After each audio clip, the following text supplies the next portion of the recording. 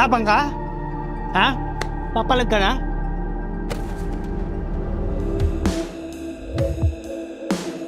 Andiyan po ba si Josefa, yung sa apartment for rent? Oo, ako si Josefa. Kayo ba yung kausap ko online?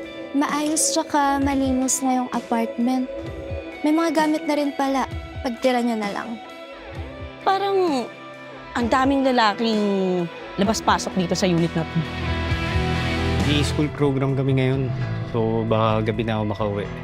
Di ka ba pwedeng mawala kahit ngayong araw lang? Sayang naman. Dami ko sanang niluto. Ba't pa dami mo niluto? Ano bang meron? Birthday ko kasi.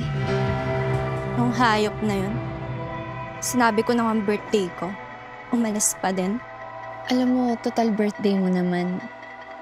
Gusto mo ba ma-experience? On the house na, hindi ka na magbabayad. Saan ka galing? Siguraduhin hindi ka nagsisinungaling na. Lahat naman tayo parang belyes. Nagpapagamit ng katawan sa trabaho. Nagpapaangkin ng ilang oras para sa kakarampot na kita. Hindi nire-respeto. Para lang magkalaman ng tiyan.